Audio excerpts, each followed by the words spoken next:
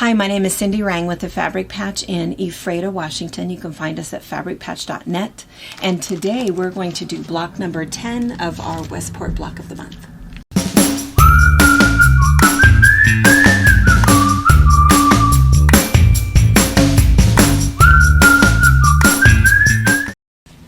All right, if you guys are still hanging in there with us, we are on block number 10.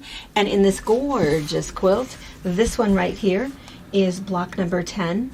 We're getting closer, and this is the pattern. So as usual, we're going to suggest you certainly have to have the pattern with you. That's going to talk to you about all of your fabric requirements that you need. It'll give you cutting directions and then also piecing directions. If you're just now joining this series and you're just now looking at this block and you're at all interested, the pattern looks like this in that we do have some kits, maybe we still have kits available in this colorway, which is what is shown on the main front cover, and it's the quilt behind us. You can also do it in some warmer colors. The other thing that you can do, if you have your own fabric stash that you're using from home, you can look to see exactly what colors we're using in each block, and you can create your own little map of what fabric you're using. And the one that we're piecing together in the class is just some leftover bits from my stash. So we're even using mixed background colors. So anyway, block number 10, which is the last pieced block that we're doing. We've already done the other 9, and block number 11 and 12 were the setting blocks that we have in here that creates this whole secondary pattern that you see. Our last block of this series, or our last class rather of this series, is this really cool setting technique. So even if you're not doing this and you've just happened upon us for some other reason, I'm going to suggest that you look for in 2 weeks when we come out with the setting solution for this, because even if you're just doing something else where you've made a bunch of blocks and you have some other kind of fun settings in there, this is a really cool option for how to finish off your quilt on point. So I just want to suggest that. But anyway, let's get back to block number 10. So as with all of the blocks that we've made, we have our little center block that we're going to be piecing, and the way that she has written the pattern is well, this is the one that we're doing, but we're going to look over here for a second. She has this little it's called a block sashing, and what that is little strips of fabric that go around the block to create sort of this illusion that the blocks are floating.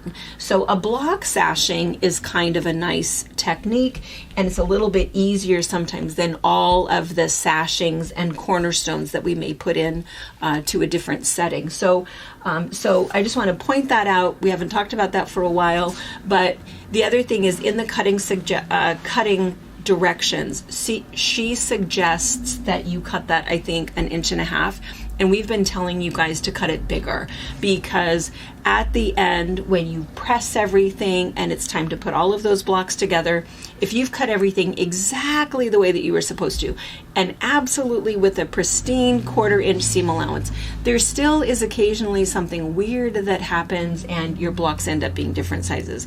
I don't know why that is. I have no idea, but for me, I like to have that little bit of insurance.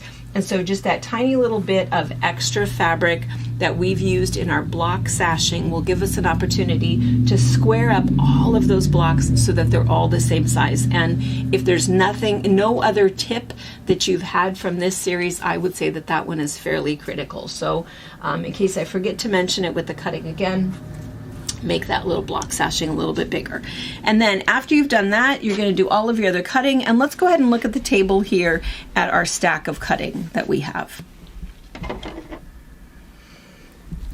So she has her whole list, and again, the way that she's done it is if you're doing the twin size, this is what you cut. If you're doing the king size, this is what you cut. Because of course, when you're piecing, if you're doing the twin, you're going to do 2 blocks, and if you're doing the king, you're going to do 3. So that's what she's telling you. She also gives you the block colors that she's using, and for this particular block, block number 10. Here it is. She's using fabric number 1, which is your background. And again, we are using mixed backgrounds, which is kind of fun. We're also using block number 6, block number 8, and fabric number 6, fabric number 8, and fabric number 10. And the other reason that this is fairly important is just to know, are you really looking for something that's fairly dark, something that's fairly patterned, something that's fairly light? That's kind of what she's showing you when you look at those colors that are being used. Okay, these are all of our pieces. So these are our 3 colors that we had the units that we had to cut, and then this is everything that was cut out of our background. And again, you'll find that we're using some mixed background here. And what we're going to do is we're going to do 4 units like this. And we don't often sew together, but I'm going to do just a little bit of demonstration sewing for this one, because the one thing that's there's 2 things that are fairly important about this unit. One is that you have to do it sort of in steps so that you get, step number 1, step number 2, sew those together, step number 3, sew those together, step number 4, sew that together. And then you do this unit and you sew that on. So there's a bunch of little things that you're doing as you go. The other thing that you want to do is you just want to make sure that every block is exactly the same so that it spins in the right direction. Now, if your block is spinning in the opposite direction, no one is going to care. Don't worry about that at all. You just want to make sure that all 4 of your blocks spin the same direction. All right, so we're going to look at this. So the first thing that we're going to do is we're going to make a half square triangle out of these 2 pieces. And if you've been cutting, I think in all of the other classes, we demonstrated this, I think the first 3 classes where we were using her little cutting tool, which cut off those little ends there for us. So we're going to do our 1/4 inch seam allowance right there. The other one that we're going to put together is this one. And in the pattern, she shows you that this is what she wants you to do, is you take this one, I'm going to do the same thing, fold that one over, right sides together, and sew this one. So I'm going to sew these 2, and I'm going to be right back. Okay, here's my 2 pieces, and we're going to press them, and you've seen these in previous tutorials, but when I press, of course we always press to the dark, and I just sort of open it up and rest the iron on there, because all you're really doing is pressing that seam open. Have to go crazy, and then you will have just a tiny little bit, some of those little dog ears to clip off. I tend to make sure that I cut those off because I really don't want those to end up in my seam allowance. And then what's going to happen is you're going to sew this together right here, so I have this unit. The next one that I'm going to do is I'm going to take this one and sew this one to this one. So I'm going to do the same thing, fold that over, sew that, and then I'll be right back. Let me just show you one other thing. I know you've seen this before, but it's just that whole idea of nestling that seam in there as you're sewing that, just to make sure that your points come out just right.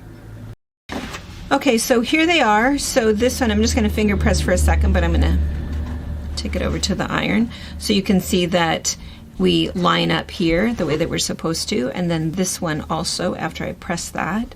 What's going to happen then is I'm going to line up those, sew this one together, and I end up with this unit that looks like that. And you can see if I put this on here, you can see that it's spinning that same direction. So this block is going to look the same as this one. Once I've got that sewn together, it will be time for me to put this one on, right sides together, sew that one on. And then our last little piece that goes here, all you have to do is you take these last 2 pieces and you make the block that we refer to as our picket fence. That's a picket fence block. We're going to take these 2 pieces right sides together, and you're just going to draw a line from the intersection there to the intersection there. I of course use my friction marker, because what's nice about the friction marker is that that mark's going to come off. You can go ahead and use your rotary cutter and your ruler if you'd like to, or eyeball your 1/4 inch seam allowance, go over to your iron, and I want to show you that as soon as I hit that with the iron, the mark comes off, and I'm just going to press that to the dark. And that is my little picket fence unit. So then that's my last one. I'm going to go ahead and put that on there. Sew that one on, and I'm going to end up with 4 blocks that are exactly the same. As I sew those together, that's your block. My best advice is for you to do all 4 at exactly the same time so that all of them spin the exact same way. And it's going to look exactly like that. So again, if you're doing the twin, you're going to do 2 of them. If you are doing the king size, you're going to do 3. And remember, the very last step is to sew that little block sashing all the way around it, and then when it's time to put everything together, we're going to press them and trim them. And that will be our next class. So in 2 weeks, we'll have our finishing solutions where we're going to show how you're going to put all of these blocks together and how you're going to do that really cool setting trick. So I'll see you in a couple weeks. Thank you for watching our video. We invite you to leave a comment, hit the like button, or better yet, subscribe to our channel so you never miss an episode. You can also visit our Instagram, Twitter, Facebook, or Pinterest pages, or find all of those things and our online store at fabricpatch.net.